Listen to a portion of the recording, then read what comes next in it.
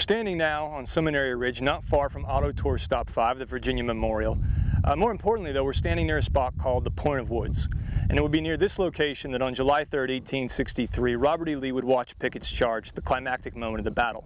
But to understand Pickett's charge and that decision that Lee makes to launch it, you need to go back to the evening hours of July 2nd, 1863. You would think that at the end of the day, on July 2nd, Robert E. Lee would be discouraged.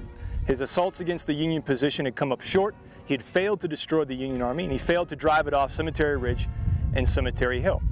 On the contrary, by the end of the day on July 2nd, 1863, even though Robert E. Lee failed to destroy the Union Army, he was actually encouraged.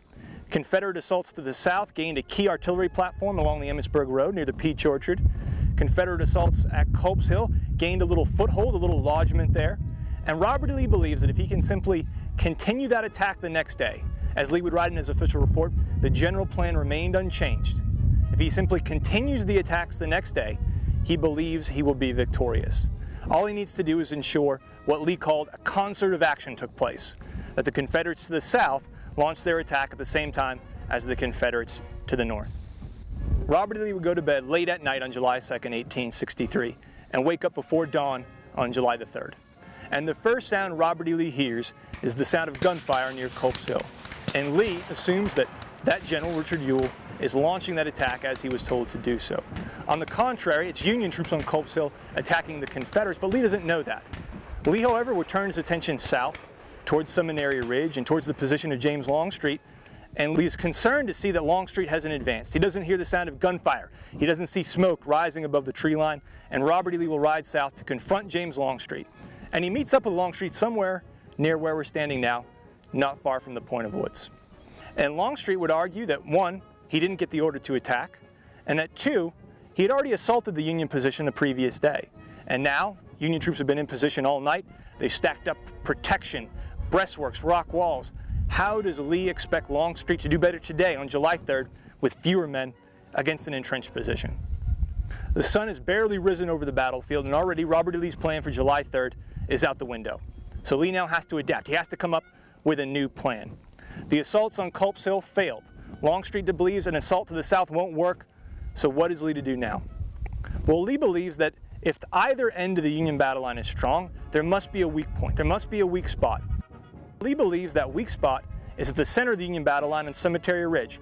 Lee will then formulate a plan to launch roughly 12,000 Confederate infantrymen across the field behind me towards the Union position on Cemetery Ridge. Now, 7,000 of these men will be men from A.P. Hill's Corps, men from North Carolina, Mississippi, Tennessee.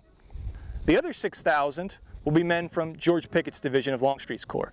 These men are all from Virginia. They're the only troops on the battlefield that haven't seen any combat yet. One of the great things about being at the Gettysburg battlefield is we can stand here at the Point of Woods, look across the field, and you can see almost the same thing today that these individuals saw in 1863. If 12,000 Confederate infantrymen make an assault across this field, well, they'll have almost no cover. There's very little concealment there.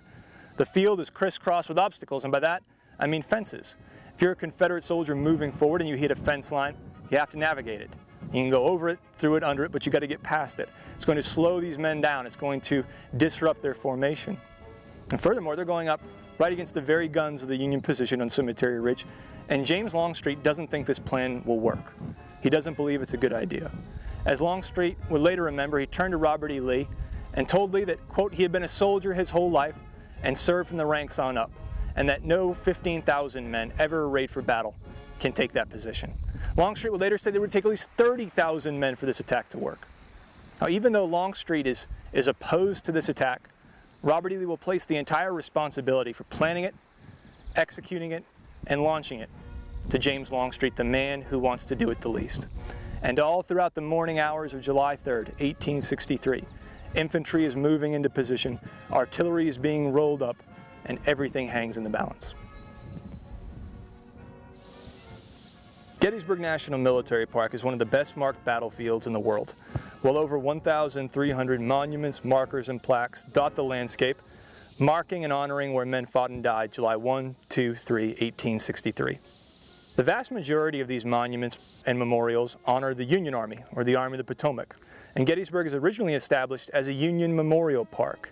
serving to commemorate the Union victory at Gettysburg. By 1917, however, the Virginia Memorial is added to the landscape.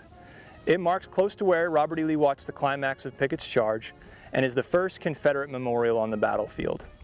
With a statue of Lee on top, sculpted by the artist Frederick Sievers, often regarded as one of the best likenesses ever made of Robert E. Lee, it also honors the rank and file Virginians who fought and died on this battlefield.